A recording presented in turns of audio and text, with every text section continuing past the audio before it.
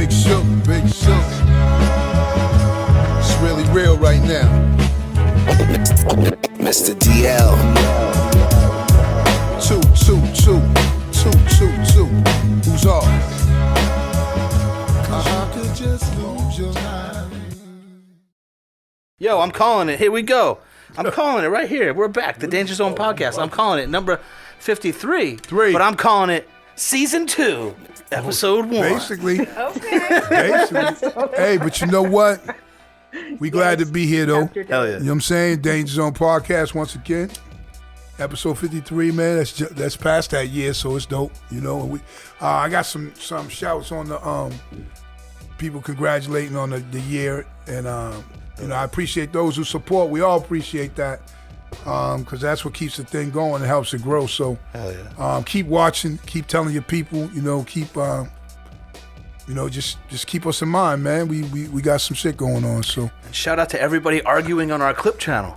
about who? Your boy King Miz, Yeah. King Toilet, One of our clips is getting some traction over there. King Toilet. King Magnetic talking about his beef with Vinny Paz. Yeah, his name's King Magnetic, but the reason why I'm saying King Toilet only because if you go look at it, you'll see that he looks like he's sitting on the toilet doing the interview. Yeah. And he has these 3 kids that like just all over him. Like, it's mad wild, you know. Most people go to the bathroom with kids on them. Oh, Yeah, I yeah, remember right. that. Well, I- Did he have like a wife beater on? he had nothing on. Nah, he had no shirt on. No He was shirt. on the toilet. No. I mean, It's yo, coming back to me. he's that shower toilet. Like, you know, when you ain't put nothing on You that. made that joke too while you were interviewing. I know I said to him, like, yo, dude, you look like you on the toilet. You know, some people might be. Some people might be like, one of my favorite I was. moments of the I know, podcast. right? Because we keep it 1,000 here on the Danger Zone podcast. You never know what you might get asked. Hell yeah. But anyway, man, what you got popping? Anything popping off this week or just in general or in captain or in lieutenant, anything, you know what I'm saying? Yeah, we got a bunch of stuff. I wanted to say happy birthday to DJ Jazzy Jeff. Yeah. One of One my, of the best. Oh shit, speaking of, this isn't even planned. I just found this today. I got an album signed by DJ Jazzy Jeff. This wasn't set up. Yo, I swear. we shot. Happy birthday, man, to DJ Jazzy Jeff. And I'm going to forever remember the iconic moment when he was on the Fresh Prince of Bel-Air. For all that don't know, of course, he's DJ with Will Smith, and they had it popping, man, you know. But the part was when Phil threw him out. Yep. And you know, it was like some dummy or whatever, but he threw him out like out of the house. Dude was flying through the air. You know what I'm saying? And I'm like, well, what's his name on there? Jazz. Yeah, Yeah. Jazz. You know, so. But who was more stupid, Jazz or Cole? I don't think Jazz was stupid. I think Yo. Jazz was just a stoner, but without Yo. they never mentioned it. Well, what about Cole? Cole was stupid. Cole was stupid as hell. Yeah. Cole and Cockroach are a better. I think the same character, same person too. Yeah, but Cole and Cockroach are a better Yo, comparison. Let me tell you something, boy. That was Cockroach, right? Cole. I'm not sure. I'm not sure. I It think could Cole, be. I think so. But I'm gonna tell you, Cole, he could be the new face of stupid as hell. Yeah. That dude would say, he would say some stuff where I would just be like, yo, the writers for this thing is incredible. You probably didn't watch the show, but did you watch that 70s show? Nah. Yes. I think Kelso is one of the dumbest characters in the history of TV. But he's great. But he's great. No. Yeah. Y'all think He's he's great. great? No. Yeah. Cole is stupid. No. The dumb No, character well, on Kelso. the dumb character is a staple in comedy. Like, Of course. there's always the dumb guy. Yeah. You know, to get the jokes that kind of suck, but they're gonna go over when Chris Farley says the joke because he's the dumb guy. I'm going to know tell what you. So he's probably a dumb guy, but Cole's shit would be so dumb that you just was laughing like, did he just say that?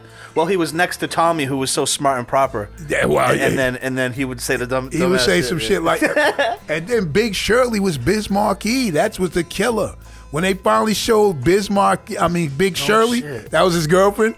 I'm rewatching Martin right now. I know Yeah. Big Shirley. I didn't know it was Biz. Yeah, then it was Biz. I said, oh, rest in peace, Biz Markie. You know that?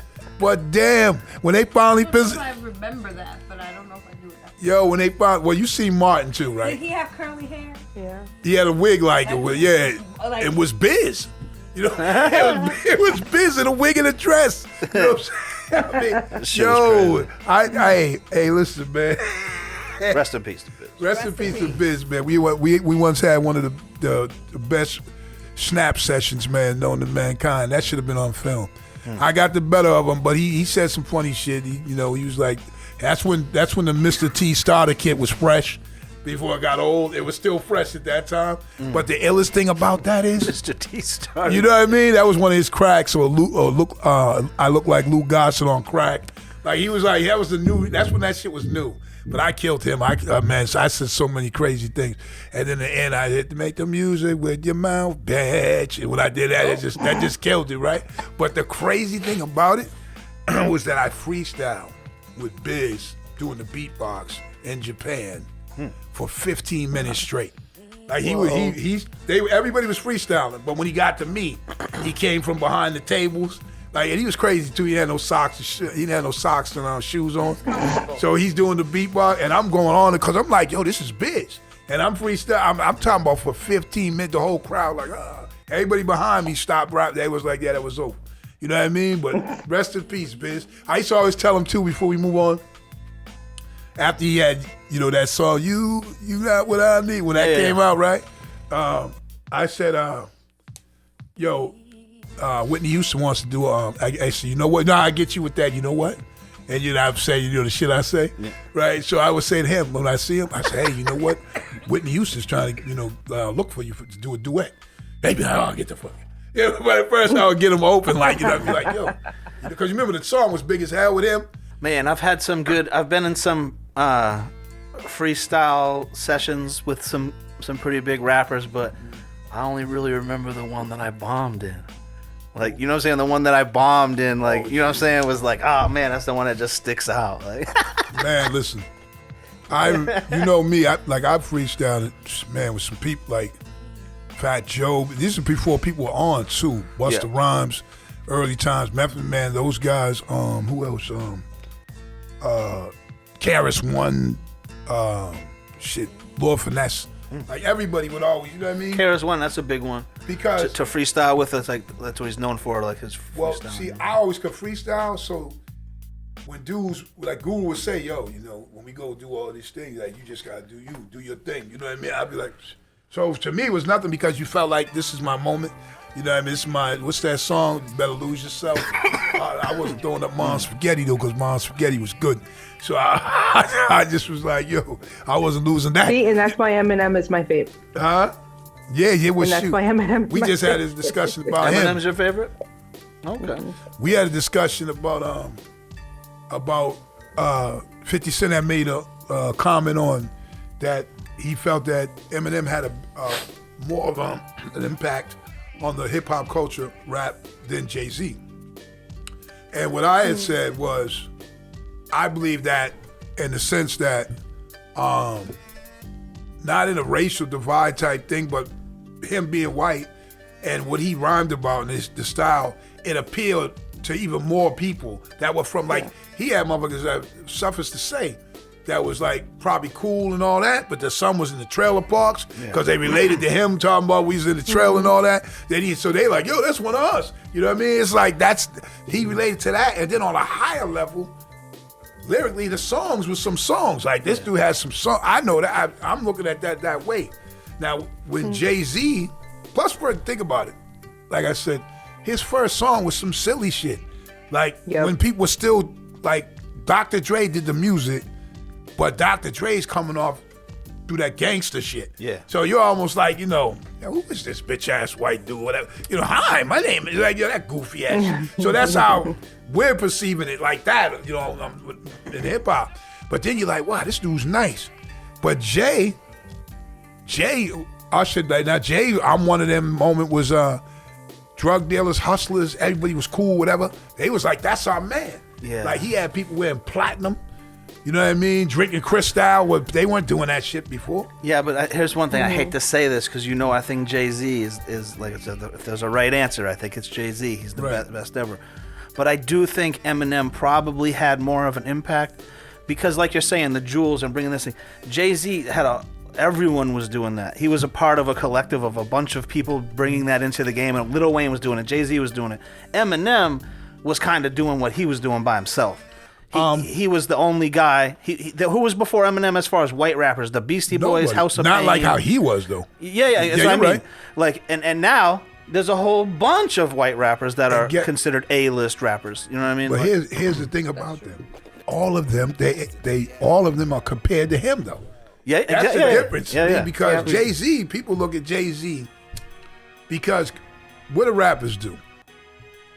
Rappers that will come from the hood growing up, they want to rap about being rich. That's how the thing was in the beginning. Yeah. Partying, and I got all the girls and all the money and all the, you know what I mean? So that was like, and the dip, dime, so social. That's what it was. Like, you want to be Mr. Floss, glasses, the Gazelles they wore in New York, all of that, man, the style, the Sherlin coats, whatever. So you want to be fly and have money. We still be So very I like them still. It's trans, even though they added Mad Foxborough to it. But yeah, they had them shit's like Foxman. But it wasn't like hip hop was always that way from that side of things. But nobody says, well, damn, he's like Jay-Z or he's like so and so. So that's the perfect point you're just saying that you're not even knowing you're making. If a black rapper raps, no one Right. says, "Guy's trying to be Jay-Z or something." Right. If a white guy raps, if this they this could guy be like- next to Eminem, And they could be like Bubba. They could be like Bubba Sparks, rhyming country and not sounding pretty good, but you're comparing them to him. Yeah. Even the brother who just died, the rapper. Pat Stay. Pat Stay. Nah, before him, the little dude. Yeah, I forgive me for not remembering. You know the Mac Miller? Yeah. Like all these guys were different. Even the dude that said when he was a kid, he thought he was gay. What's his name? Macklemore. Right, that was one of his lines in one of his rhymes. I guess he had an uncle that way or something. I'm not sure, but A gunkle? yeah, they all were compared. I did too, recipe. But they were all compared to. Everybody got one. Yeah, they were all compared and still are. Eminem, what is he like? 50 now or something? Gotta be. But they're still. You could come out 17 years old and they're still like, well, Eminem's like, you know what I mean? So he's one of those rappers though. It's like the Cypress Hill, Beastie Boy, Eminem are thrown into a. I don't know. Rap sucks, but I like these guys. yeah, They're kind of thrown into this little category of. I don't know why Cypress Hill is in there, but they Acceptable always rappers have been. that I and like. people will say, oh, so when you're in the car, you be like throwing that Eminem, right? Like, which you No, probably I put on the Danger Zone podcast. I don't know about you know guys. what I mean? But I'm saying, like, that. But I'm just saying, people don't say that. Someone said, "Do you hear Eminem in the gym or whatever?" But some of them songs are that way. I think. No, I hear people say that. I'm like, so you're telling me the guy who's the #1 streamed artist is exclusively being played in Iowa? I don't fucking. every trailer park in buy America that, or whatever. No, and people know. It's like. Let me tell you something. It's like we talk about the white rapper thing. Your man Vanilla Ice, Ice Baby. Yeah. Now listen, people can say whatever they want, right? That was when Maria was very young, Yeah. and at the time her mom owned the Cressida, and I used to drive the Cressida a lot, and I used to blast 2 songs mostly. One of them was Ice Baby, and the other one was what's that other one with the dude? He says it over the same line over and over again. I got the power. Oh, I got the power. You might be able to even remember that being young because that was one of them. It's getting kind of hectic. I played that song so much. Kinda hectic. And this was she was little, and she was always like in the back seat with me, or it'd be me and her mom, but it'd be me and her too. And I know that was one of them songs. And then when I seen the white dude dancing, he could dance. You know what I'm saying? The stuff that made him fall off was he started getting corny. Yeah. He went on Arsenio House. Yo, I got stabbed before. I see right here, I got stabbed. When he did that, I was like, come on, dude. And Living Color roasted him too. No, no. Remember? I told the world I got stabbed in the butt. Yeah, that's what he basically was saying. He was on the Arsenio. Yo, I know where I came from. He was all like this. Yo, he was like B-Rad. You came from Florida. Remember the movie B? Yeah, but in not to defend Vanilla Ice because I did think he was a goof, but Arsenio set him up. He knew he was going to come there and make him look like a fool on the But show. first of all, he You know what I walked mean? out there. I saw the yeah. show. Then he said, yo, Yeah. he was B-Rad all day, though. Yo, come on, Chandra. Like, it was so fake, it was fake. You know what I mean? That's why it was like, come on, dude. If he just really, see, This happens to a lot of these guys. They make a lot of money, then they become this other thing that's not real. You know what I mean? So when their feet get back on the ground, they're done. So what they did is make him feel like he was the Elvis Presley of rap, to the point where his ass was rocking with that red, white, and blue glittery suit with the collar, and he had his hair bouffanted up like Elvis. You let them make you believe that that's what you are. Then after that, guess what? The slope got slippery as hell. Listen, quick story. I was on EMI Records. I had just did the single, Treat You Better, Stripped and Pistol Whip, that PDS, that was my first single. D'Angelo was on there. He hadn't came out yet. This group called Shades, it was a few of us. So I'm in there, and this is back when, just because I was released from jail, whatever, the industry would be unfair. You know what I'm saying, right? So, like, just me walking in there, like, yo, what do y'all, first of all, I went and had a meeting, and nobody's in the room where I'm supposed to have a meeting. I'm like, well, where the hell are the people? They were scared as hell. Because I was a real dude like that. This is how, when the industry was like that, like when I was a kid, I thought when I was a kid, I'm talking about a kid, I thought like they couldn't get any more gangster than a rapper. Right. So, like, you know what I'm saying? Right. Like, straight up. And this is what they believe. So they come in there, and my record started doing all right. I said, listen, we need, like, they was trying to push me getting the album deal, the situation, do a whole album on EMI. EMI was big then, and Gangstar was on it, and they were like, oh, well, we'll put the money in and we'll work on your album, but first we had to work on this second project of Arrested Development and the second project of Vanilla Ice. So they put $1 million into both of those, like for the second album, and as we know, if you don't know, both those albums flopped. You know what I'm saying? And I'm sitting in there talking about, like, yo, man, you need to put my shit out. You know what I mean? It's a different time if they put that out. Yeah. Like my album at that time, but they put that money into that. You know what I'm saying? The rest of the development. I could see them putting money into that over anything, even Vanilla Ice, because Arrested Development, their first album had 3 or 4 hit singles. But that second album, Mr. Wendell, Tennessee, Everyday People, that's 3 hit songs. That's hit. I'm not talking like like big songs. I'm talking those were hit records. Right. You know what I mean? And the second one had this many hits. Yeah. And Vanilla Ice had this many hits. So instead of putting out Big Suge and D'Angelo and the like, they put out Vanilla Ice. Yeah. And Arrested Development. The Vanilla Ice was definitely a bad choice, because once Ice Ice Baby was huge. I remember it. I was a kid. Ice Ice Baby was huge. So was she. But right around, right in the tail, like, how songs big for a couple months or whatever. Yeah. In the tail end of that time, he started to become a goof. And people were like, oh, he was in the Ninja Turtle movie. He was just a goofball, and he ruined it. He should have just had a big record. Went away, come back 2 years later with a new album. Sometimes all that money is coming. Yeah, you can't tell. And people lose their mind. Yeah. They don't realize, dude, don't get on that lunchbox. Yeah. Once you get on the lunchbox, and kids are bringing you all over the world, you'll never come back with this kind of record or do this or that. So, but that, look like Mr. T. Mr. T was a fair dude when he came out. Pity the fool, smashing things up. And then next you know, you got Mr. T dolls, right? And whenever someone makes a doll out of you, or Chia Pet. Or Chia Pet's even worse. But if they make a doll out of you, and as soon as one of your arms pops off, right, then the kids leave you over there in the corner somewhere. Then now you come on TV. It's me, Mr. D. Like the Biggie, our Biggie doll. Like our Biggie doll. Oh, Biggie, man. So Biggie. Where's Mr. T from? Is he from the A-Team? Was he already big before the A-Team? He was big. What happened was, there was a bouncer competition on TV, and so they had an obstacle course and all that, and he was this beast. Like the way he did, he executed it, and the way he did, he won it too. But the way he did it, you thought he was huge because he was only about 5'10", 5'11". Yeah. But and then so on top of that, there was the way he looked with the mohawk, all the chains. Then he had the voice to go with it. Yeah, you know what I mean? persona. Yeah, he's like, Mr. T. They say, hey, Mr. T, why you got tape around your shoe? Because when I was young, I was poor. And I'm like, Yo, so I mean, I watched it. I was like, yo, Mr. T. And unfortunately, I was called because I had a few chains growing up. I was probably 19, and they like I was Mr. T.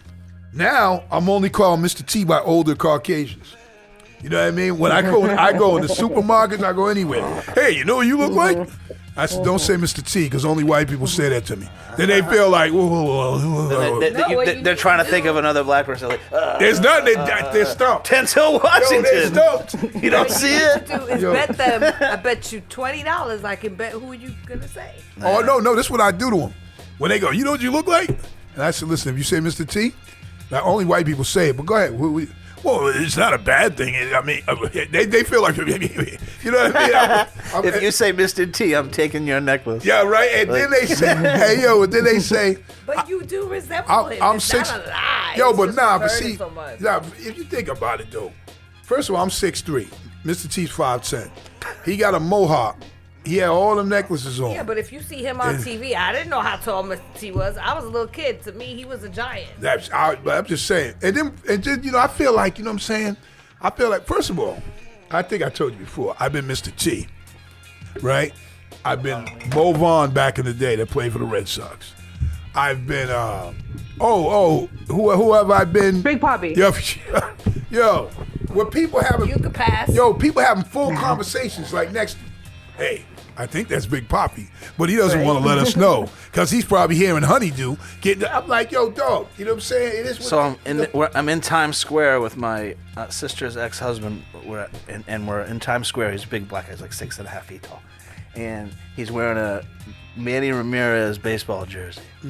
And all these tourists are coming up to him like, "Are you David Ortiz? Are you David Ortiz?" And he goes, "No, I'm Doug." And then they're like, are you David Ortiz? I was so embarrassed, and I just said to him, like, dude, I could see maybe people like mistaking you for somebody, but do they think they wear their jerseys around town? And they called you the wrong guy. Yeah. You're wearing a different jersey. And I like when the older white women that are sort of hunched over a little bit, they always say to me, "You're so tall. Do you play basketball?" I'm like, listen. Yo, she got the mom eyes. See, look right there. Right? It's like, I'm just like, don't, you know, what do my eyes say? Don't come in here. But, so they like, do you we play? have a situation. So. Oh, boy. Zuki has diarrhea. Vomit. No. Oh, They used to ask Eddie Murphy, because Eddie Murphy had such a big entourage, they would ask him, "Are you guys like a basketball team or something?" When I go overseas, that's what it is. Hey, yo, you know what, man? Damn, we gonna go back to our hip hop shit, but yo, Yeah, that was good. they're clowning the shit out of the Cowboys and Dak Prescott, and so you know the part, with Eddie Murphy gets brought out that building and they throw him through the glass. And I saw him one of those, what is this? 48 hours? Yeah, is it one of those? Yeah. And they pick him up and they throw his ass through the glass. So they got Dak Prescott's face on there. You know how they do that? And then Jerry Jones is the one leading them out, the owner. And he's like, get your ass. And then they even have New Jack City. Sit your punk ass down before I make $5 ass. And it's Dak's face. Now they killing that, man. I almost felt for him a little something, but nah, man. Yo, that boy, he threw a couple of picks. We'll get into that with football a little bit. He threw a couple of picks early in that game, man. And I'm like, damn, is he point shaving?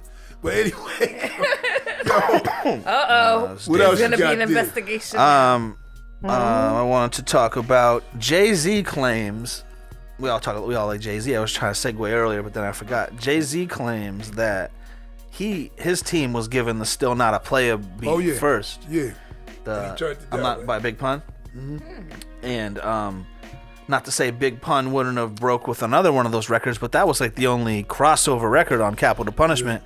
Yeah. And interesting, like what would have happened with a beat? You know what I mean? Like, would that album would Capital Punishment blown without that hit single? I mean, I love the album, but I'm just curious. Because to me, even though that song was commercial and what have you, but that was his album. I'm thinking about the Nori one, because that band from TV, that shit was that. But even Band from TV, how dope it wasn't a radio record even at the time. Nah, you're right. But Still Not a Player was, and I can't think of another one like Beware, one of the dopest rap records, wasn't on a radio. Nah, none of them shits work. You know? So would this have happened? Who knows? The other one was probably a radio one, the one with Nori? Tony Sunshine. Oh yeah. Sorry. Bless you. Salute. Bless, yeah. Yeah. But yeah, I mean, you know, it's like the movie roles with Eddie Murphy was supposed to be in Rush Hour. Yeah. You know what I mean? He turned that down. Oh, You know yeah. what I mean? So, and I could have seen Eddie Murphy Chris doing that too. Tucker. You know what I mean? Yeah. Chris Tucker's like, wow, but Eddie could have pulled that off too. You know Yeah, what he I'm could saying? have done it, But too. Eddie said that he weighed out. He had this other movie to do. I want to say it was Doolittle or whatever. He said he had this other movie to do. Yeah. Or do I want to get my ass whipped? Yeah. Like, or thrown around Rush for this. And he Hour. said, well, I made the wrong choice. Because Yeah. that shit became a Rhea, you said you were a 70s show fan. This is just real quick. Chuck Norris was supposed to be Red Foreman. Isn't that weird? Ooh. That's a weird that one. puts like the whole foot up your ass type of thing. I can Yeah, definitely yeah. see Chuck Norris doing that versus Yeah. Red Foreman right now. So, has a softer side hold up. to him. It's just even He does, yeah. He's what a is jerk. what is that like? Dry humor? What? The show you're talking about? 70s show? No, it's funny, man. I think you would. You don't think it's just dry a humor though? Humor. No, it's funny, bro. So- you would like it because you grew up in the time. You So would- thing oh, is, no, shit. but hold up. I think I've seen some of it, but the other show. So do you think Seinfeld is dry humor? Yes, but it borderlines on both. I think Seinfeld is dry humor. It borderlines on both. Without but a laugh also- track, you could still laugh at a Seinfeld without a laugh track. But now Seinfeld has some of those dudes, some of those characters, like the little bald head dude with no hair on the top. George Costanza. Yeah, like George. he's like stupid, but like he don't really be knowing it. Well, to me, I just laugh at him because I'm like, this dude is like so goofy. You know who that? You know who that's supposed to be, right? Seinfeld. No, George Costanza. That character is based on Larry David. That's supposed to be Larry David. So now I was getting to that. So did you watch Clear History? Yeah. Oh, so you said, yo. So remember Clear History for all those who I don't didn't know you were in it. I didn't know you were in it until I watched it because I'm a fan of Larry David. Right. So I watched the movie. I was I like, didn't oh know, shit. I didn't know who he was, Larry David. When I went to go, I'm in the movie Clear History. People, check it out. Big Suge with the group Chicago, you know, and Larry David. And Larry David. So people like, oh, you're in the movie with Larry David. I'm like, Larry David, dude with two names. Okay, so That's fucking awesome. Yeah, I know, right? I know, right? Everybody's like, yeah, Larry David. So I said, wow. So then I found out Larry David's Curb Your Enthusiasm, this big dude. So when I go, there's 5 of us to read for the part, right? And then she comes out, Carol Pickman. Shout out to her. She just got me a lot of the movie roles. She says, okay, don't go in there and try to be funny. You know, just go in and because he's improv. So when you got to bounce off what he's saying, you know what I mean? So, but you know me, I'm already I'm already that. So you don't got to worry about what I'm gonna say. So I said some crazy shit to him about if he had on the Jesus Christ sandals and the robe, and he still couldn't do something, and he just turned red, like he was just laughing his ass off. And then he sent everybody home. I went in first, and then he says to them, "Yo, send everybody home. We're good." So dudes told me later, because I know one of them, he was in the movie The Heat with me, my man Billy X. He was like, yo, when you went in there, we knew, like, you know. I don't know how you knew, because I went in there, and as soon as I did, the dude started laughing. He said what he said. I said what I said. He turned red and was laughing. And he said, yo, tell everybody else to go home. It did so. Now, I don't even know what's up with the movie. I'm like, I seen those little cars. What were they called? Golf carts? Yeah, but what were they called, though? They had a name. No, there was something specific Herbies? to that movie. I Oh forget. yeah, the Howards. The Howards, that's what they Yeah. were. There it Yo, is. so your man Big Suge is on the set like, yo, what are them little ass buggies? Maybe it's just to get around. Like, I never even knew what they were until the movie came out, because nobody said these were the Howards. You know what I mean? It was just like, yo, like, so you just see they were all over the place. They were functional. Yeah, they was all over the shit. place. But I was they like, were they worked. yeah. And so guess what? So That's awesome. they took me to my trailer, you know, and because when you're a principal, you get a trailer like they treat you A-list. It's dope. And next to me is Eva Mendes, and she has her dog, a little dog with her, whatever. So everybody's kicking it, whatever, you know. Whenever you're on these movies and even you're a principal, whatever, you kick it with everybody. So it's really actually cool. Skinner. Yeah, it's actually like, man, it's cool. So what's all right. So if I was on that movie set, Would they tell me I couldn't smoke in the trailer? Do they mention anything like that? No. When you go in your trailer, everybody's your son. What I mean is like when I say that, it's like, yo, somebody lost my food or misplaced some food that I wanted to eat later, and they said, "You want us to fire them?" I'm like, yo, nah, I'm cool. Like these people working, just get me some more food. So once I learned my power like that, I sent them to Joe's Steak up Dudley. Right, and we're in Revere somewhere. I forget where we're at, but I sent them to Joe's Steak, give me a couple of subs, a bottle of Moet, just some dumb shit to ask for just because you could. But and plus, earlier than that, they had some, sushi. You guys like sushi? No, not me. I've never tried it. Yo, I know I don't like not it. me and DL. So this movie, I love it. This movie had Me big too. sushi, like physically big, them little sushi joints. I seen that movie. This one had big sushis, right? Like like whatever those They look rolls like are. subs, basically? Yeah, they had I They said. look like subs. So you know me, when they broke that out like that was the meal, I was like, what are we doing with that? You know what I mean? They were like, yo, it's sushi. And this was the movie with our girl, what's her name that's only in the Eva? movie with me? Eva Mendes? No, Melissa McCarthy. McCarthy. And who's the other one? She's the main Sandra one. Bullock. I'm bugging. So Sandra Bullock. Sandra Bullock. Yeah. Shout out to Sandra Bullock because I had her son was with me the whole time. And because his name was Louis, he's probably like a teenager now, but he was I think he was from South Africa. Somewhere Yeah, we talked about him a year ago. she adopted him. We talked about him a year ago, literally. Yeah. On the second episode of the Danger Zone podcast, we talked about how you Lil Louis walking around. he gravitated towards you Yeah. because you were the only black guy. And he had a weird high top, Oh shit! which I had to tell her. Call him weird. I had to tell her like, yo, I had to tell her like, yo, you got to trim that up. Get him a high top. So she did that. So shout out to that. That's cool. But what else you got? Biggie, He was Biggie, like, take him Biggie. to the barber. Yeah, did we talk about Biggie and his? Yeah. Do you want to tell him? Nah, you can't. All right, so You Biggie Smalls and Air Jordan have combined for a limited edition Notorious B.I.G. sneaker. Sorry, sneaker. Yeah, you got to get that. We're never gonna get one. No, we're gonna get it because either you get those or you get the Rampages. Yo, come on, man. What are you laughing at? Yo, your man. How much you think they're gonna go? Yo, your for? man's wild. Hey, yo, Rampage, we waiting on our joints, yo. Yeah. Yo, you know what I mean? We waiting on our We ramp. never sent them the stuff. That's what I'm saying. We waiting on the ramp lows and all that. You know what I mean? So, How much you think they're gonna go for? I don't know much about sneakers, but when we went to the mall and looked at the sneakers that I liked, they were like $1,000.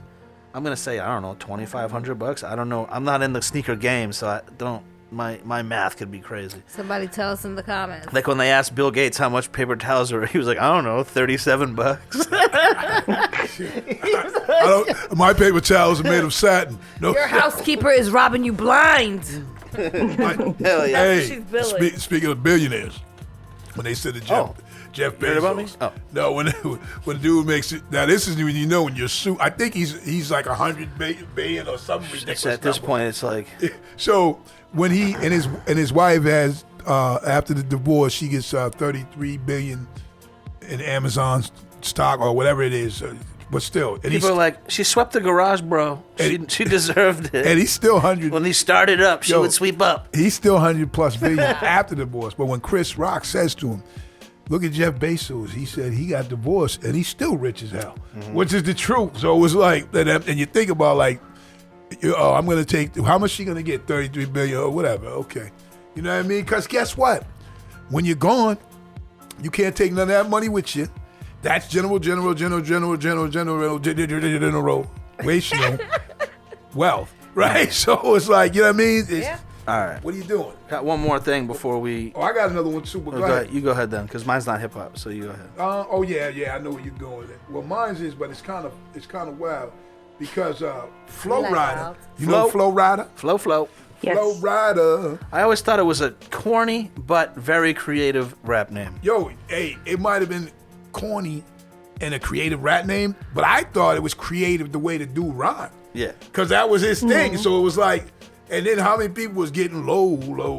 I'm like, I'll be in clubs trying to be smooth. And I look around, everybody's on the ground. I'm like, Sounds huge. I ain't getting low like that for real. They was doing that at weddings. That's another joint. Once they play your joints at weddings, Yep. It's a classic. Forget it. It's over. 'Cause that's You when know you're what I mean? allowed to be You're not wild. gonna. You won't sell out shows that much, but you're definitely gonna. Everybody's gonna know that song. So what You'll about get him? royalties for days. I'm getting there. Oh, okay. He's- I didn't know if we Yo, he did, I didn't know said- if we did it he or said not so because I what- started reading the Hey, message. he says, so what about him?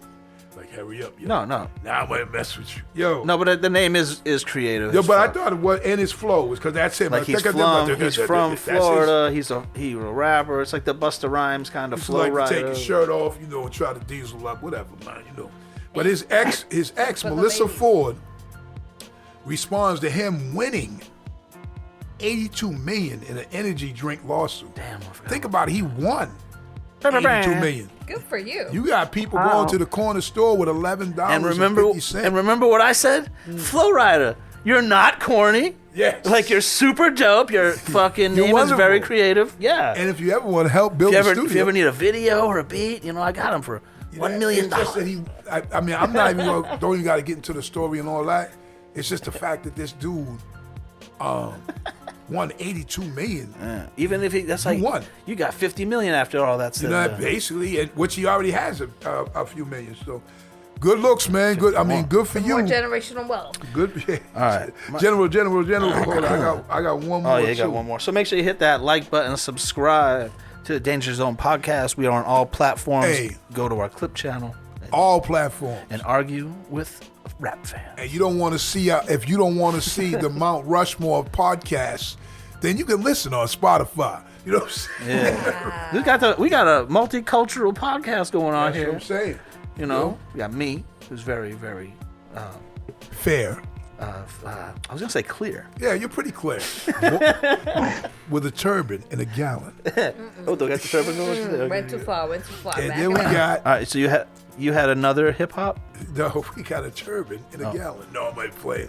So, Young Thug, co-defendant, reportedly tased several times for following a drug deal in court. So, what is he making a drug deal in court?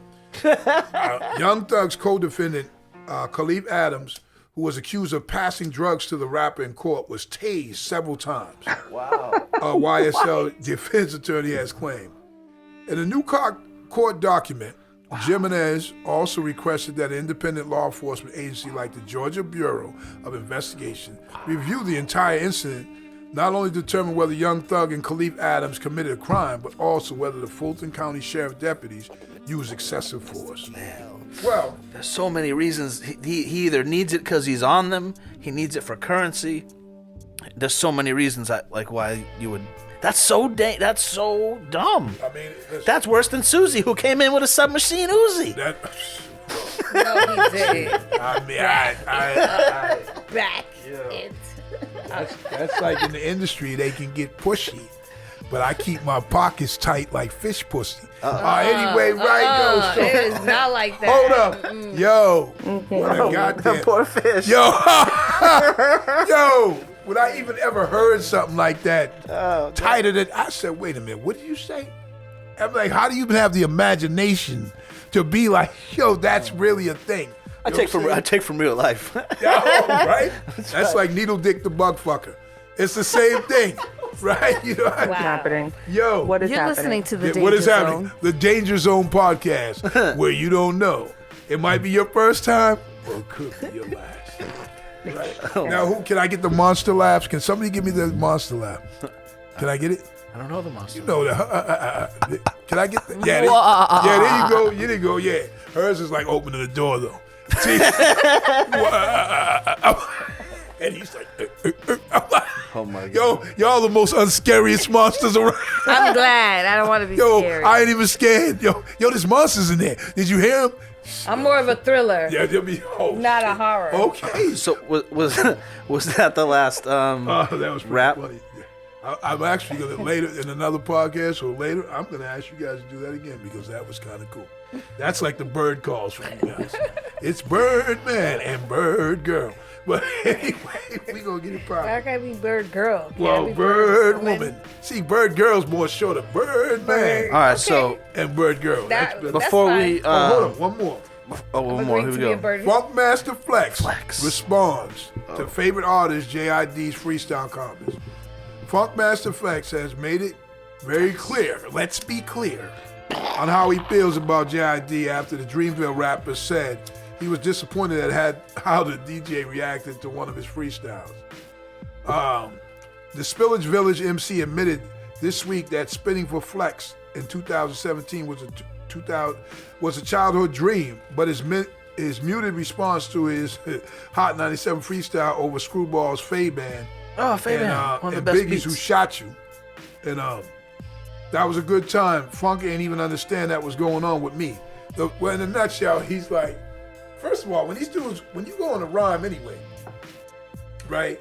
You freestyle, like, from my experience, I'm spitting, whatever. I'm not really even doing that to see how you're gonna respond. I feel that you should respond because I'm rocking. That's just me. But this dude, so I could tell the way he came off, that Funk Flex was probably like, oh, you know, like if he didn't like it. Yeah. You know, even though he's a DJ, he's not the be all and end all of music. But there was another dude, P, Yeah, I got a song. who was on there. And me and my son Tremaine, shout out to Tremaine, True.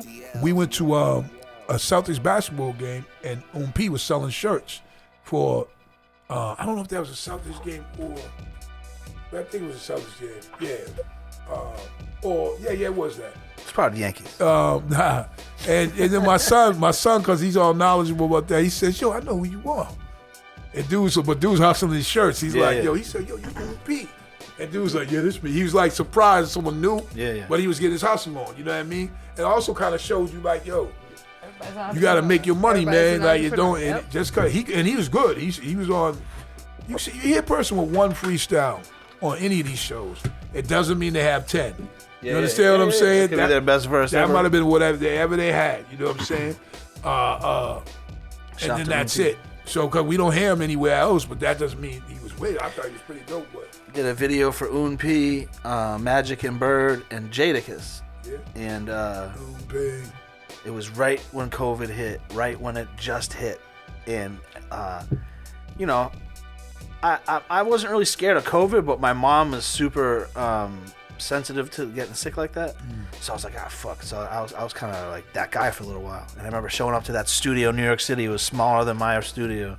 And there was like 40 people in the studio, 50 people maybe. So I go into I'm like, all right, I'm gonna go hang out in the vocal booth. And the vocal booth is as big as the studio because they have it for bands. Right. And I just sat in there, and Jadakiss came in, and he sat down with me, and he goes, "You got the right idea." And I'm like, "Yeah." And we just sat there for like 40 minutes, just me, him, and Indo Joe. Indo Joe had his shoes on. We're gonna leave it right there. But no, you know, it's funny when you say it because I once went to a studio. When you go overseas, I was in Paris. So we rocked the show, and the dudes, couple of African brothers, come afterwards and they say, yo, Big Shook, we need a verse. Can we get a feature? They're African with the French accent, so it's freaking right now. You know what I'm saying? Big Shook, we need a feature. We get a verse? I said, yeah, no doubt. You know what I'm saying? He said, but I'm gonna come. I'm calling my boy. My boy lives on the bitch. Oh, no. I say he live on a bitch. What the fuck you talking about? Well, he said, no. He lives on the bitch. I said, what do you mean? Right? I'm fucking with him because I think he means the beach, which he did mean the beach, but that was his French accent. He is on the bitch.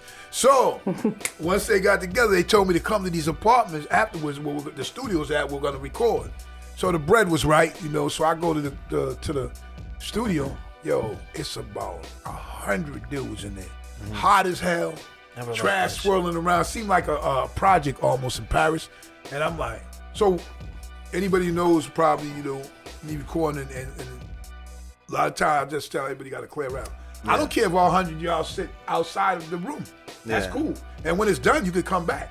So I cleared them out. For the creator, yeah, if that's your style, if that's your way, then yeah. But for the engineer, it's like, dude, how am I going to mix this record with fucking 200 people talking? You know what I'm saying? And they'd be quiet because the persona of Big Shug was with them. Like they were like, oh, this Big Shug. Because they had obviously been on the phone. This is before social media. They had, Big Shug's coming on. Big Shug's coming on, which I've read into a lot of times at the studio. But I remember coming. I said, oh, here we go. You know, and then you got to walk through a whole bunch of them. And that was before selfie time, so nobody's like this. You know what I mean? I'm just making my way through. They just want to be there.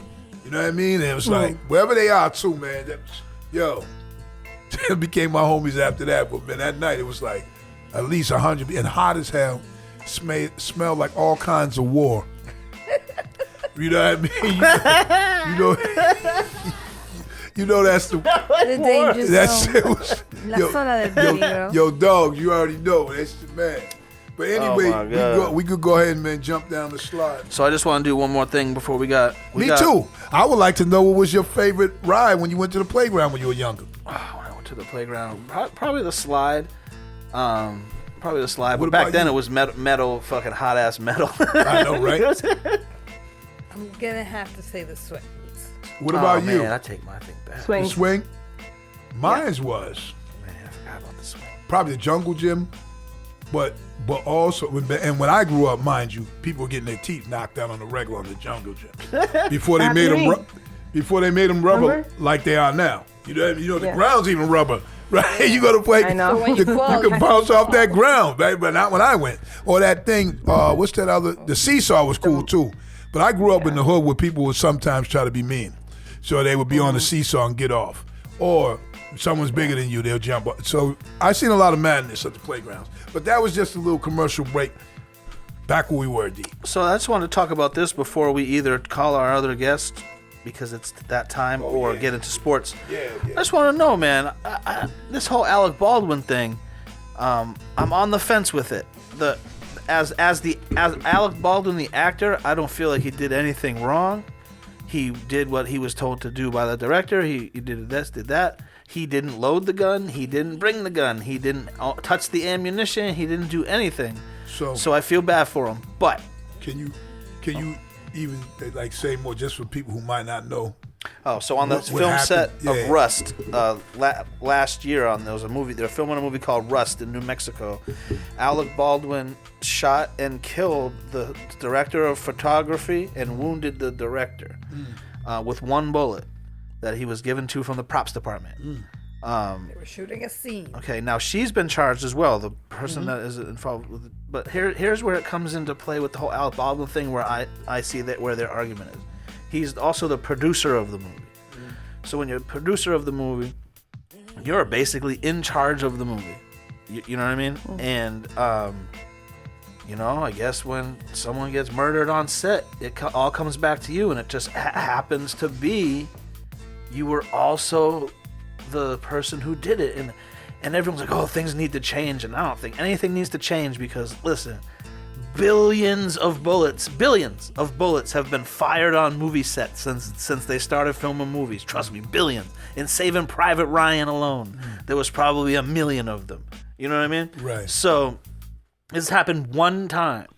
So I just think it was a rare occurrence, and I just feel bad for him. Kind of, he's a jerk, but Well, you know I what? feel bad for him. So I've never heard of it before, except for, and as I look at the picture of Bruce Lee, Yeah, over Brandon there, Lee, his son Brandon Lee, that happened to him. And back then, I was like, how do you get shot? Yeah. Well, there was actually another one, so there was 3 times. So I didn't know the other one. yeah, someone else happened to. Yeah, but I remember him, the Brandon Lee one. I was like, on The Crow, when they were making the movie The Crow. yeah, the Crow. You know what I'm saying? I know some people that look So like just the Crow. think of all the movies that have been made. I filmed a movie called The Sea of Green. Cha-ching, go They watch it shot right now. We went up to the hills in California where we were, if we were an hour at the least away from fucking help. You know what I'm saying? And we were shooting assault rifles, live rounds, live ammunition. You know what I mean? And from that very stupid thing I did to every movie that I have over here where they shoot guns in movies, for us to only have 2 stories of this happening is crazy. I know 2 rappers that got killed this month. And it's like all these movies, thousands of millions maybe. Yeah.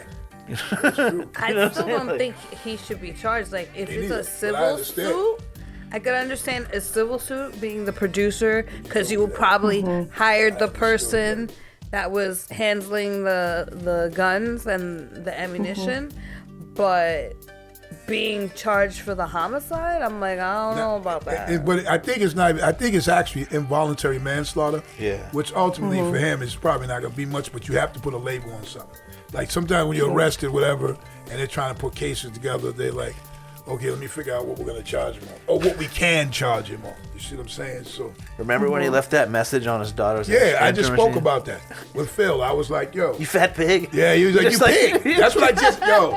It's crazy because he has, I think I want to say, he just had his 6th kid with his second wife, and she's young, and he's like 63 or 4, Jeez. and they just had another kid. And Phil was telling me, don't they have an older kid? And they did, and then that's when he was on there calling her pigs and stuff. That's what I remember. You fat pig. And he was on the phone and whatever. Like You're just like your mom, and I was just like, dude, isn't her mom? What's her name? Yeah. Someone super. She's Like an a actress model. too. Yeah. Yeah. It was like she's not a fat pig, dude. Nah, Hilaria, is that it? No, it's But see- someone. It's someone. No. But the people like The him. lady from Splash. People, no, I know you're telling me, but people will. That's what those kind of people do. When we see somebody and they say, "Oh, I gotta lose weight," maybe a model type or whatever, and you be like, "That chick don't gotta lose weight. What's she talking about?" Right? But someone like him will be like, "Oh, you're a fat pig," just because you got 5 more pounds than you normally would have. So I mean, that's a different mindset. Yo, what's good, man? We here. What up, family? You know what I mean? We chilling, What's going man. on? We Zane Zone Podcast, episode 53. 53. Big Suge. Mr. DL. Chef Tanya Nicole. And also we got a special guest, man. Like just even a person from the legendary Black Moon and just an MC and a human being in general. Our man 5 Foot. What's good, What up, man? y'all? What's good with What's you? going on? Live action. Happy New Year's. Appreciate And that. all big love. Word. Appreciate y'all. Appreciate this. Hell yeah, man. So listen, we got a question. First of all, let the people know, who's 5 Footer and where you come from and how you came about and basically why you even matter, to the game and shit, life, all that. So let us know where you come with, Hell the yeah. beginning, the jump off. You know what I mean? All right. I'm Brooklyn born and raised.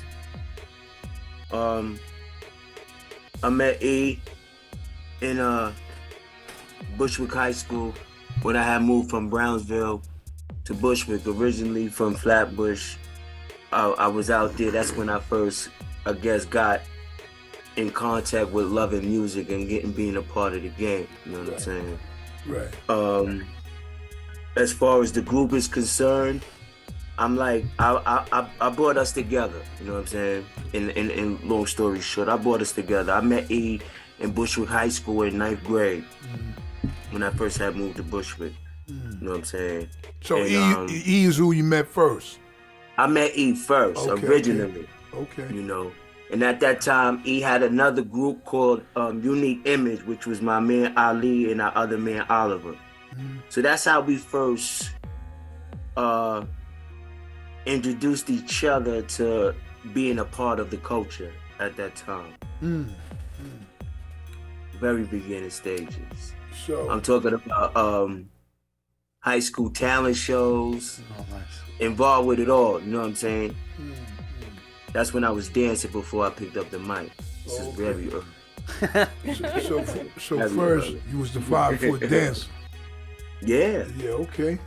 I was now. putting it down. So My original name was KB before it was 5. I was original before Kobe. God bless him. Mad love, big love. Big love to Kobe. But my name was KB back then. okay. So That's what people know me as. So, and then we get to, okay, you go to high school, you meet E and all that, and so when do you get with Buck, and how does the group form from that point, I met Buck in Brownsville. When in it's building 430 Center on Saratoga and Eastern Parkway. Right. There was a center there, and it's funny. In that center, I used to see Lazy, Lays, Yeah, Elliot. Big Daddy Kane, Yes. Master Ace. A lot of in the Scoob and Scrap. Scoob, matter of fact, I think lived in that building at that time. Right.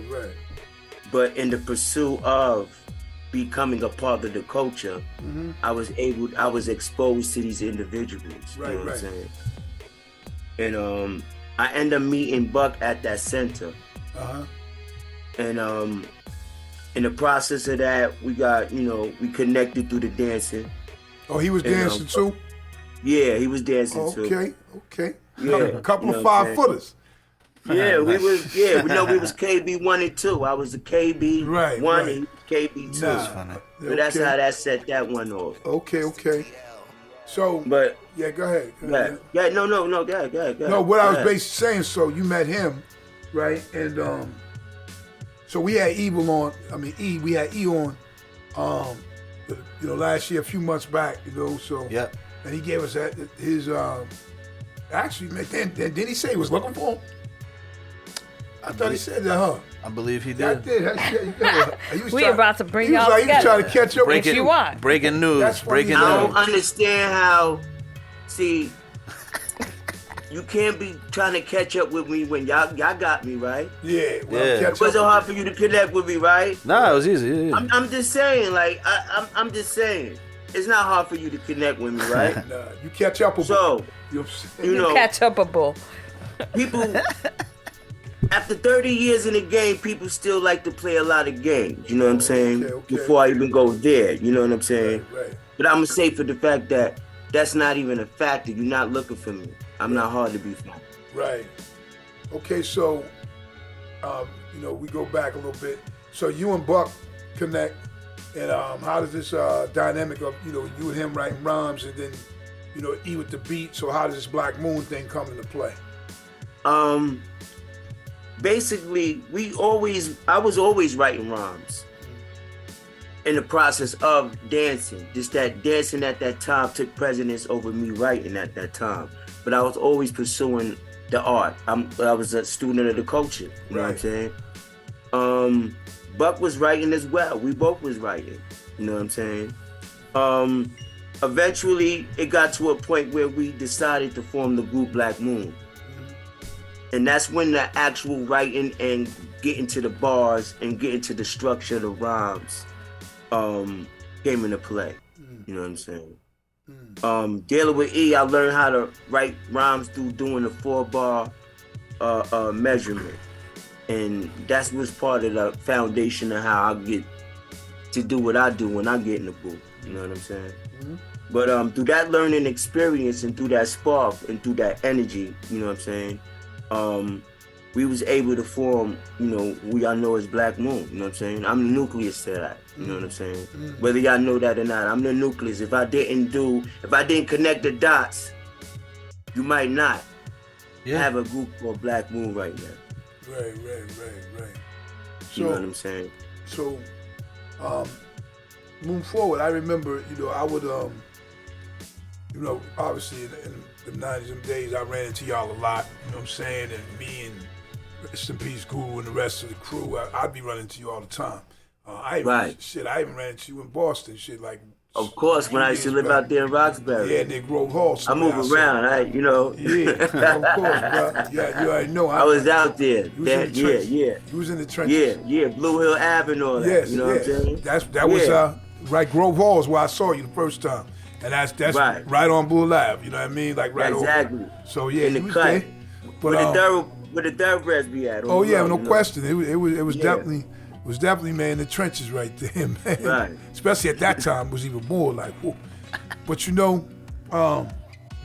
so at one point, you come out with the Who Got the Props joint.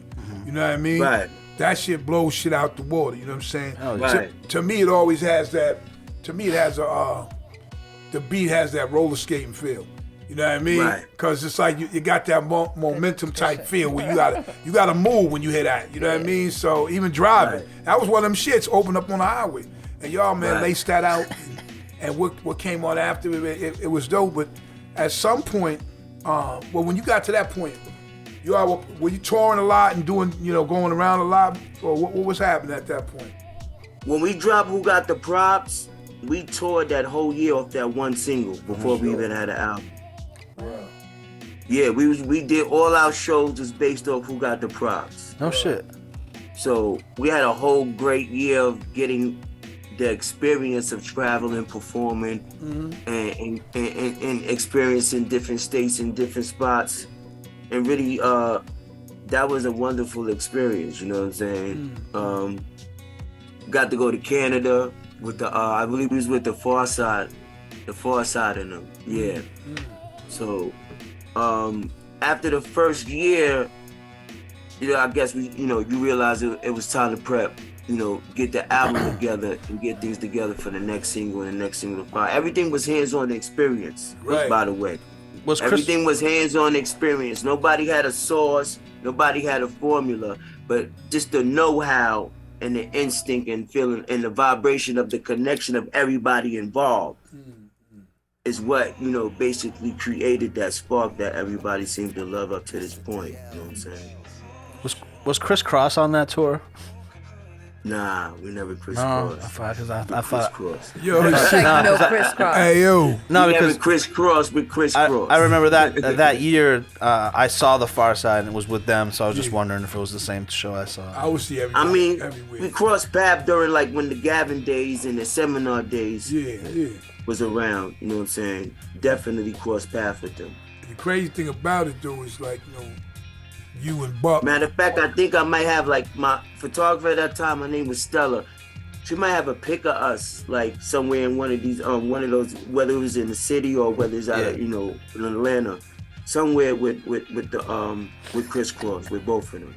It was Jermaine Dupri was with them too. It was crazy. So you did crisscross with crisscross. I did crisscross a little bit. Okay. And kept Christian and Cross.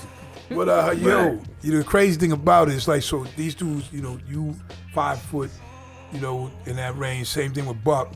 Same thing with Rest in Peace, Prodigy, Havoc, Lil Dap, whatever. And to me, only reason why I'm saying it because these dudes was all these little shorties, for real. But y'all. When we first came out, it was like y'all knew each other. Everybody. And we was riding the Who Got the Props. That shit was wild, man. We was doing a lot of shows with Havoc and Prodigy in their early career. Yeah. We was on the Carter line.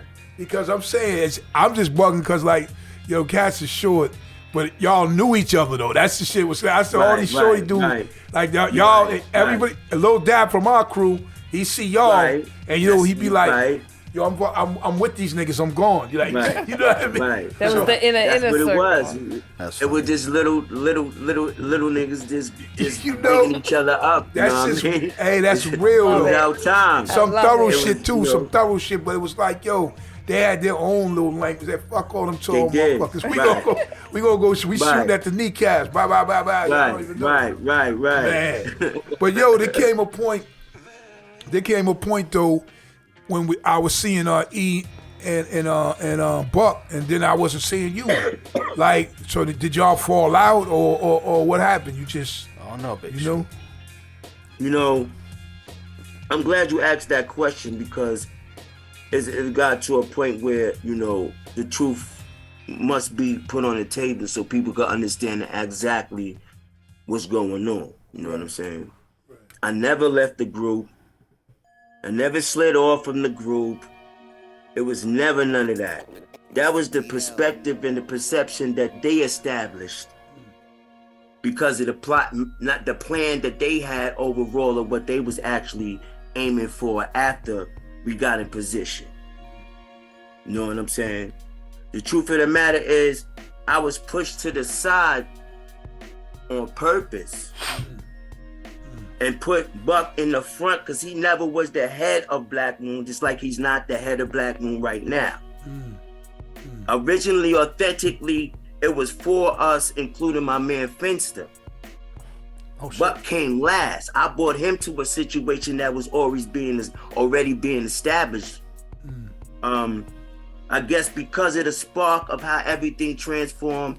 And I'm not hating, I'm playing my position. Right. You know what I'm saying? If it worked, let it work. You know what I'm saying?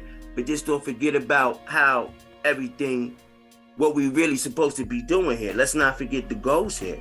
You know what I'm saying? So early on in the shows, they would leave me out the show. They would break out on me. Gee. You know what I'm saying? Oh, they would leave you at the venue, you mean? Out, yeah. Oh, I thought you meant early not on. invite you to the early show. On, you know what I'm saying? it was a couple of times that, you know, and I'm like, yo, I'm peeping y'all. And at the time, I'm young. Number one. And number two, we started from Nathan's, from high school. I'm a loyalist. I'm a man of honor. You know what I'm saying? If it ain't all of us, it's none of us. I'm that one. You know what I'm saying? For them to take it upon themselves and establish that like that seriously is like, it bothered me a lot. You know what I'm saying? And from those things probably transpired me putting myself in positions in compromising positions of trying to figure out what's my next move, because I'm by myself now. You know what I'm saying? I'm holding me down with my little pools holding me down. So you know what I'm saying? So did your relationship become strained and then like, and that still running over like now? You know what I'm saying? Or, you know, do y'all rock together or what's happening? I'm here to handle Black Moon business. As far as what friendship have been, is no friendship. It's no loyalty. There's no honor in our relationship. This is what leads to the inconsistency of why we haven't been putting out frequent projects. You know what I'm saying? Have you been performing? Have you performed? No, because Mr. B.D.I. Buck think he controls the show. He can't perform, or if he chooses not to perform, we don't perform.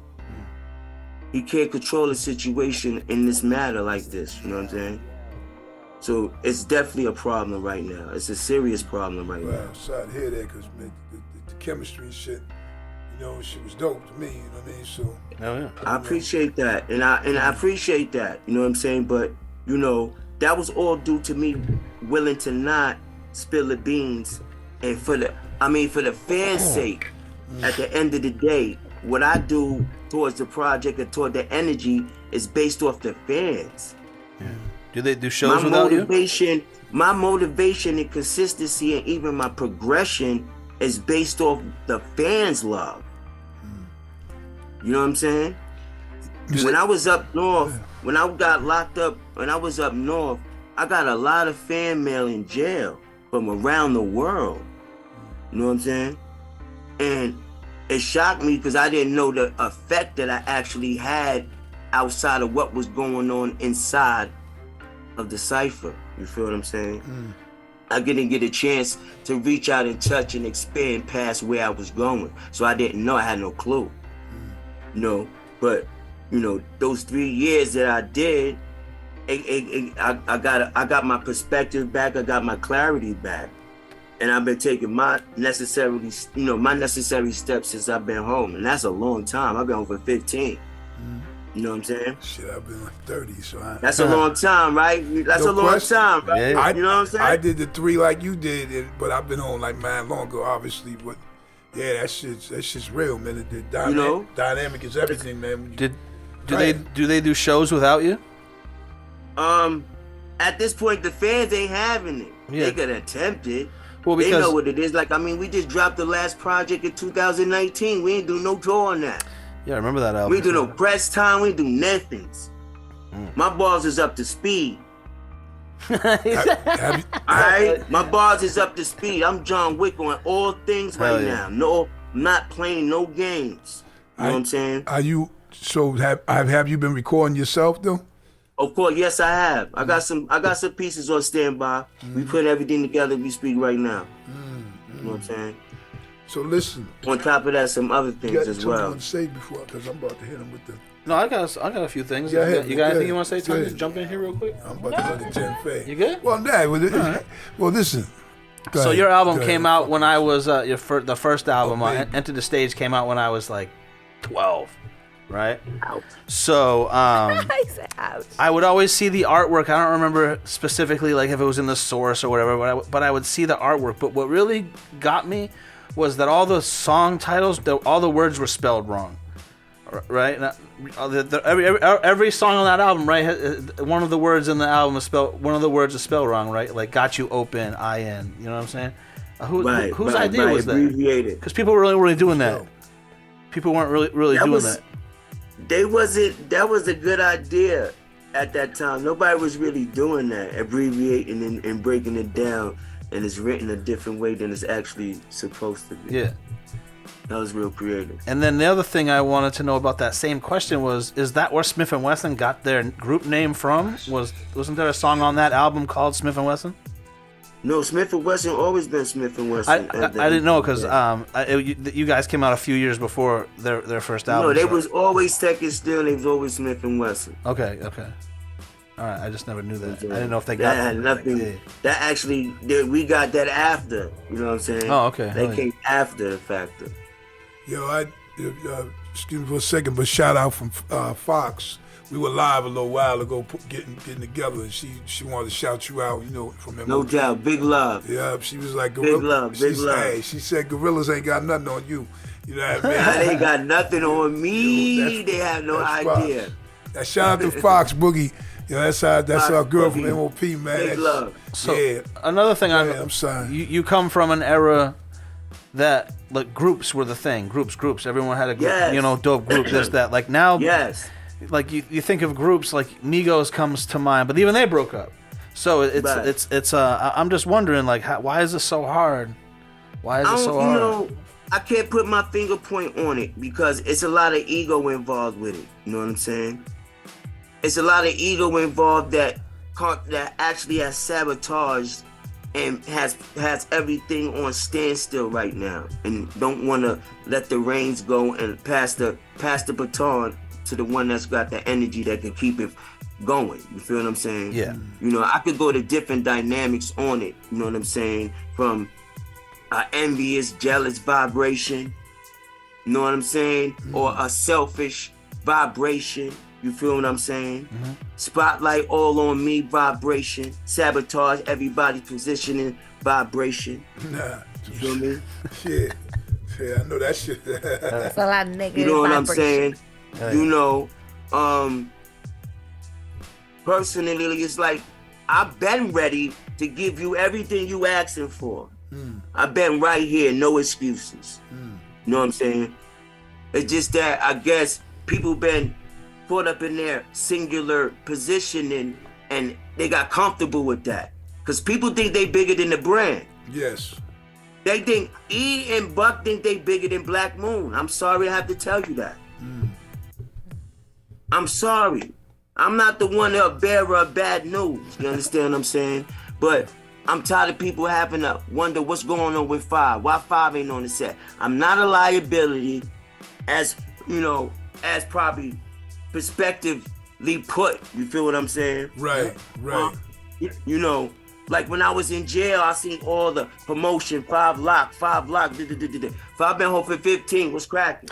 Well, does it come down to that? Does it come down to shit? We're only splitting the check two ways right now for while he's in jail. Or we not working. You know what I'm saying? But you still gonna lose at the end of the day. Yeah. Because the people who's asking the questions.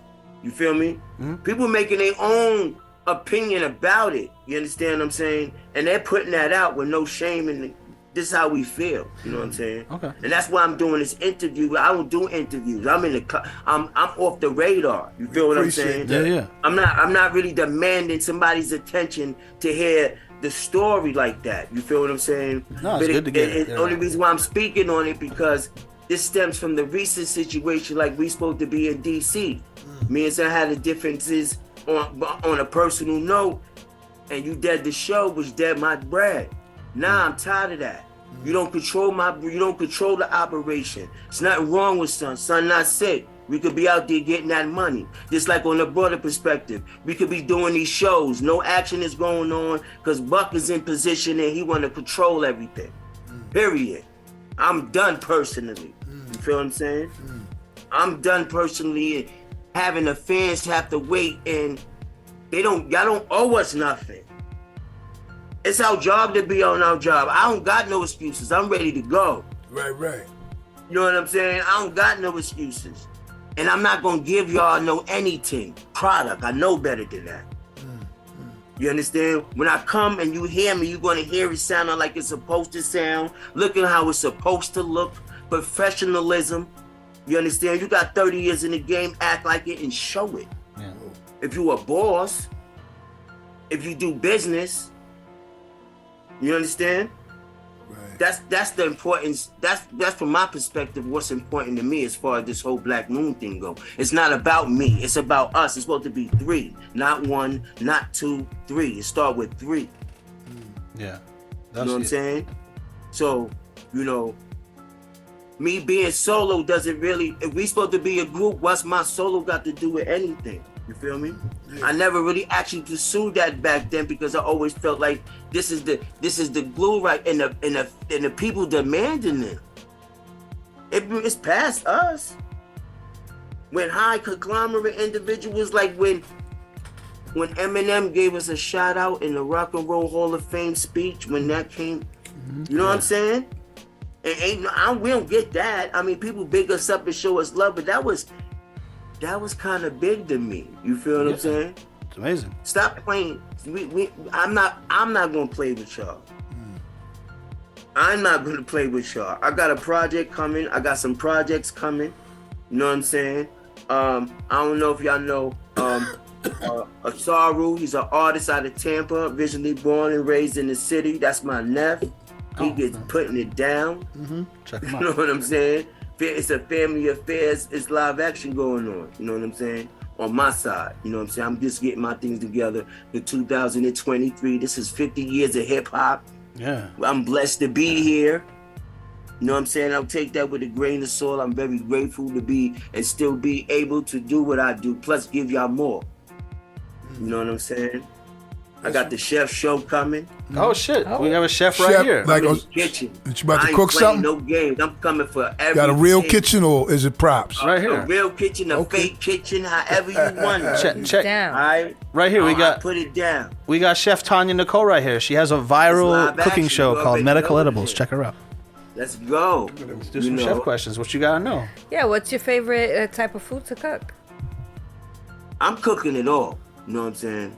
Unfortunately, you know what I'm saying? I got my experience from the JFK International Airport, their kitchen for Qatar, the Japanese airline, the Southwestern, the way, you know, I worked at private airline catering at Westchester Airport, so I got experience from there, you know what I'm saying? I worked at top of line kitchens like BLT, Steakhouse. What's Steak, you know the type of cuisine that people would be surprised that you eat? I'm a beats man. Okay. I make beats. I do beats. I heavy on the beats and the ginger, baby. You feel me? Heavy on the beats. Supposed to be very good for you. So I'm a vegetable individual. I don't eat no red meat. I ain't been eating no red meat for the last 10 pieces, like 10 years, you know what I'm saying? So it's just like fish and chicken, stuff like that, salmon, crazy, you know what I'm saying? But I cook any delicacy you want, whatever y'all like, whatever y'all, you know what I mean? I like it, a jack of all trades. You know, you want. So listen. Gotta be. You have to be. Yo, you know what it is with me.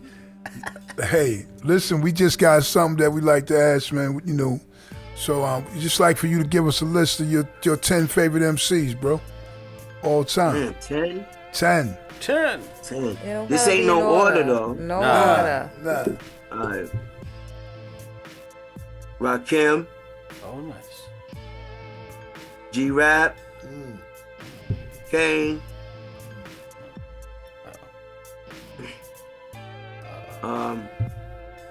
Buster, Oh, Math,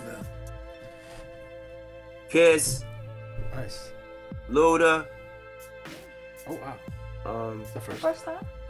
Yes. Nas. Oh.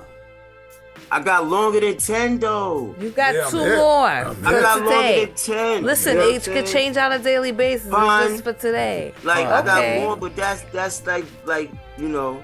All right, give us one more. Then This is- you can give us some honorable I mentions. said after red. that.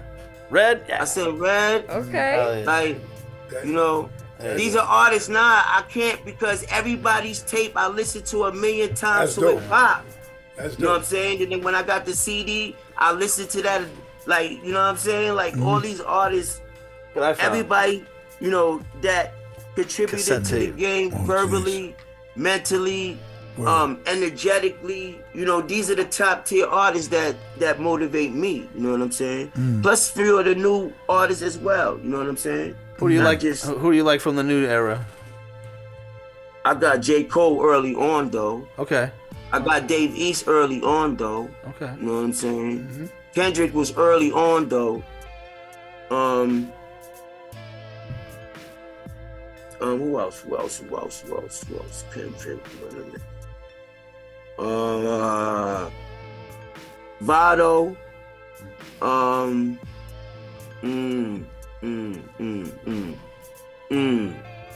I like P. Ain't that crazy? So crazy. 2 times in one I'm day. just talking about him. That's so coincidental. So that's like 100. Was that on air we talked about? I don't even know. That's it, right? That's all I could come up with. What about right with now. like younger artists like Migos or like Kodak Black or stuff like that? Do you get into any of that kind of stuff? I do. So I just was I curious. ain't gonna lie, I don't really listen to it. I hear it, come across the video, but what I admire about them is that not only their consistency or you know their successes, how they support each other and keep each other afloat and help other people eat and things of that nature. I have to respect that. I have to tip my hat off to that. You know what I'm saying? Seeing that, manifesting that idea and that thought into other people's mind in that way. You know what I'm saying? I respect that a lot about them. Dope. They on their business. You can't. They on their business. So, I say shit. Will we ever see a boot camp like reunion? I would love to see that, and if I could make that happen and add on to that, most definitely. There's no bets off. Yeah. There's no bets off. Everybody, you know, we could do whatever we want to do. If you make, you know, the final decision is what it is, but that's up to them. You know what I'm saying? At the end of the day, you know what I'm saying? Any questions, Chef Tizzle? What's your favorite moment being a member? When we performed with Rakim on stage in Brooklyn, and I had another one.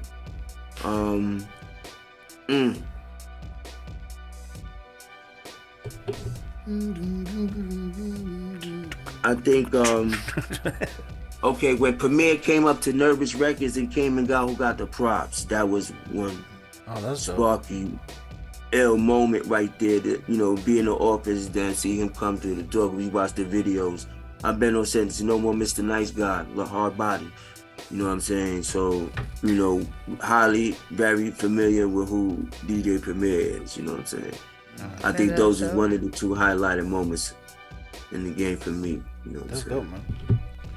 And damn, you know, I mean, I heard a lot too about it. You know, I mean, I hope everything does come together for another project or performance. Reunion, yeah. Who's that, Big Bill? Yeah, Bailey over She there. was moving big. You know, you guys were in the movie Clockers too, right? Your song was in Clockers. Remember that movie? Yeah, that one. Yeah, he did. He was Yeah. on the song from Clockers. Yeah, Yeah, that was. that was my joint at the Yeah. time. Clockers, that movie was sick. Yeah. I'm hearing it in my head, and I was like, "Where do I know that song from for real?" I was like, "That movie." That's when I first heard it. Hit 'em with your shit. Oh, Well, we want to know, what are your socials if people want to look into what you're Socials. doing today? Are you on Instagram? Or? IG. Yeah, I'm on the Gram 5 Fever Black Moon. I'm there live action. Go to the Black Moon page as well. I'm prepping for this prequel project leading to the album. Like I said, we got the chef show cooking. I'm putting things together for that. Right now, I'm working with my man, Derek Chapman. He got Winbrook Landing Farms where he's selling land and tiny homes connected to that. So You said tiny gotta tap homes. in with that. Yeah, tiny homes and land. See, we expanding I know, things. I ain't yeah. just doing I'm aware. just music. You feel what I'm saying? So Yeah. these nine. days Big I've shit been don't fit in really those tiny doing. homes. I've been doing my due diligence on what interests me and what I really want to do, and complement along with the music as well. You know what I'm saying? A lot of artists just got no disrespect. They know how to run their mouth. That's one thing. I'm in the kitchen. I'm on the art wall. I'm boxing. I'm coming for that bag too. You understand that? Celebrity boxing, however, with the gloves on. You know what I'm saying? I'm on. Black Moon I'm boxing. on. Box it out. Guys, We box got it out. I'm Missing Vision LLC coming.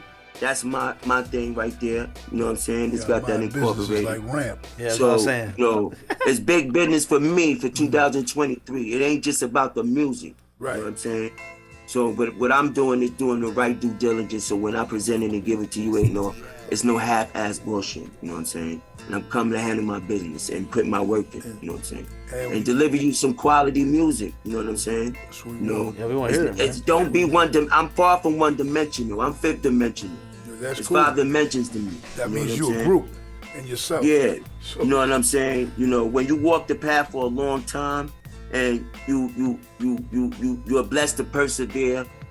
You know what I'm saying, and have expanding energy to still keep motivating and keep going and do what you love to do and still have the ability to outlive your dreams. Is all bets off. Don't let nobody stop you. You know what I'm saying? It's positive over the negative. You know what I'm saying? We A lot of appreciate people you, are man. miserable and they want to take people with them. Don't let that happen. Don't let this is from experience. Of You know what I'm course. saying? This is from, I'm not speaking against nobody. I'm not putting lies on nobody. There's none of that going on because I ain't getting no points and then they ain't putting no bread on my zelly. You understand? You know what I'm saying? So, you know, this is just truthfully speaking. So people have an idea of what's actually going on concerning Black Moon. You understand? You know, no, Yeah. we're not in good Clip it up. standings. I'll definitely let them know. Truthfully speaking. You know what I'm saying? And no, it's not on 5. It's not on me that we not elevating and getting to where we need to be or attending to eat all the business that's available to all of us. I'm not the selfish-minded one here. I just have to clear the air with that. You know what I'm saying? Everything is on them. The choices and decisions is on them. You know what I'm saying? And it shouldn't have to be like that, but that's what it is. So since it's like that, that's why I said I'm presenting a solo endeavor. So you can see what I can do, and see what I can do, expand upon what I can do. You know what I'm saying? And see me from a positive perspective. There's a lot of people that want to see me do my thing. You know what I'm saying? That's rooting for the underdog. You know what I'm saying? Yeah, we look forward And to I'm hearing cool with that. that. I'm cool with that. I'm here. cool with that. I am. We here, man. We appreciate you, man, coming Thank through you, and spending that time with us. You know what I mean? No question. No question. I appreciate y'all for having me. No We gotta question. get close to each other, flesh in 3 seconds. Yes, I see sir. what you're doing, singing, harmonizing, and all that. I see. Yeah, you. man. You know. All right. Yeah, I mean, smell you too. I see got a you. couple of albums coming out, man. So you know Let's what it go. is. You know, Let's this- go. We about to rock and roll, man. Hit this road a little bit. Shout out to Preem too. I'm sure he'll be watching as Big well. love. Yo, Word, big love, friend. You already know. we appreciate you, man. And you know, appreciate you more, I, man. I see you on the road. I'm pretty sure somewhere. You know, and we gonna keep We're it gonna moving. get close. And Because keep I'm that about coming. to hit Mr. DL for some beats and some visuals. You think That's we it, got, baby. You know, Absolutely, man. 100%. I'm on you. You understand? let's you know. Let's go, Let's man. go. It's my time. All right, I'll send you something. Yeah. I'll send you something tomorrow. Fuck it. Yo, 5 Definitely, let's foot, do it. All right, hell Let's yeah. go. 5 foot, man. We appreciate you. Respect Big love, man. and peace, man. Thank One. you. Yes. Thank you. What? All right, hell yeah, that was dope. Shout out to 5FT, 5 foot. Oh my God, Black Moon. Sounds like everything's going good over there. I hope you guys Oh, are boy. watching the Danger Zone Yo. podcast. Hit a thumbs up. Let me tell you something, boy. Leave a comment. Let us know what's going on. Let Let us us know your know Super what's Bowl going on. predictions. Yes, you don't. Hey, 100. Yeah, we're gonna you go can into do the Stupid Aziz or after. yeah. We'll do Stupid Easy after. Let's go into these NFL Let's go into picks. it. Dun, dun, dun, dun, dun, dun, dun. Are you ready for some football? Yeah, you know what I mean? Yo. Woo. Yo. So, how did we do last Buttons. week? Or where do we stand? You know, how did we do last week? Then tell us where we stand. Okay. last week, Dad, you did very well. You got 4-0. Congratulations. The first, And the then very the first, Sweet. Yep. picks, like unanimous wins. How am I trying to say it? Perfect pick or whatever. That was the very first one of all the weeks. I know, man. Yep. And then, you know, I took some gambles, kind You of, did. because y'all went to Chiefs, which is the sexy pick. Yeah. Then I was like, I'm going Bengals. And then they went home. Yeah. They went homey with the Giants. You know what I mean? And then they got they might have been played the game with no pants on, so they got their ass whipped. So but where are we, huh? Don't threaten me with a good time. All right, so Daddy got 4-0. Right. I was in second with 3-1. Right. And then Tanya and DL both got 2-2. So to date, you are 8-2. Right. DL is 7-3. Right. Tanya is 6-4. Right. And I am also 6-4. Oh, I got company. it's a double caboose out. All right. That's Yeah. the Cavastier. So this week we only have 2 games, AFC Championship and NFC Championship. And last week, since we started with Chef Tanya Cole, we'll go to you, D. Oh, we going to me? So Yeah. who am I picking? We're The gonna Giants? let's do AFC first. Giants? AFC, you got who? Who's the AFC again? Chiefs and the Bengals. Bengals. All right, so yeah, Chiefs, Bengals at the Chiefs. Oh man, can I ask any questions? Yeah, I'm gonna Has ask there ever you- been a question asked I'm on gonna the ask on the you. picks? I'm actually gonna give you, because you know I have the tidbits, and you go from where you want to go from there. Yeah. So, Patrick Mahomes got injured in the last game, even though they won. He was mad. He had a high ankle sprain, which you don't get over in 1 week. I don't care what they say. We'll have to see. And part of his game is predicated on mobility. And on top of that, they have played the Bengals 3 times and have lost each time. So that's the info you got. So it's up to you. And where's the game? It's at Kansas At City, Arrowhead Stadium? KC. and they just spanked the shit out of Buffalo Bills at Buffalo. Yeah. So, and the stuff. So, but you know, I'm gonna go with the Chiefs. that's good. All right. And this one might tie us up, right? But I'm going Bengals. Bengals. I'm going Bengals. So if I lose, it will probably tied, but it's all good. That means that 2 people pod shorts. Where you going? Sure can. I'm gonna go with the Chiefs because I'm hoping Mahomes, come on. Yo, you didn't see that. I know he's not he doing got well, messed up. but So if he pulls this off, he's. but Amazing. let's rally. Yeah, he's. We're gonna rally. But he got rallying. his game is moving too. So I don't know. We'll see. What do you Yeah. want, Chef Tony? Where you going? I'm gonna go with the Bengals. Oh shit. Yeah, good for you. Bengals. Whoa. Good for you. Okay. I think it's the pick. All right. So now we have the NFC, which is. The 49ers at the Eagles. Dun, dun, dun, I'm going dun. Niners. I already know. Dun, dun, dun, dun. So here we go. Here we go. I'm gonna give you some more info since we're in the playoffs. So as we know, the Eagles were the best team in the NFL this year. But the 49ers have won like 10 straight games, right? So, well, I think Did they won like 50 straight But games? here's the situation. They have the number 1 defense in the NFL, and Philly has the number 2. So there's going to be some defense in that game. And, Brock Purdy's a rookie. He's already in uncharted waters, and he's been doing great. He hasn't been all right. He's been great. So they're going to need him to be more than great in that game, but it's up to you. Where did you go? Who did you say? You're first. 49ers. Oh, I'm first. Yeah. I'm gonna go with the Eagles. I'm going to go the Eagles as well. Where are you going? I'm gonna go the Eagles too. So you're a 49er? Yep. Okay. Yep. So if me and DL work out, then we'll be tied next week. But if the Bengals win, then I'll be getting that steak. Then Tanya will win. No, No, I'm no. right. But okay, I know you will. I know. I know, but But Super she'll Bowl is even a tougher both one games because right. you only got 1 game. You know, so it's like. Well, okay, so. All right, that was good. That was it. And yo, we appreciate you coming through with them picks once again. But you can hang out if you like, or if you got something to do, that's up to you. Because you know we like for you to come out with your colorful hat and your beautiful bass. So you know, I mean, I know stuff like that.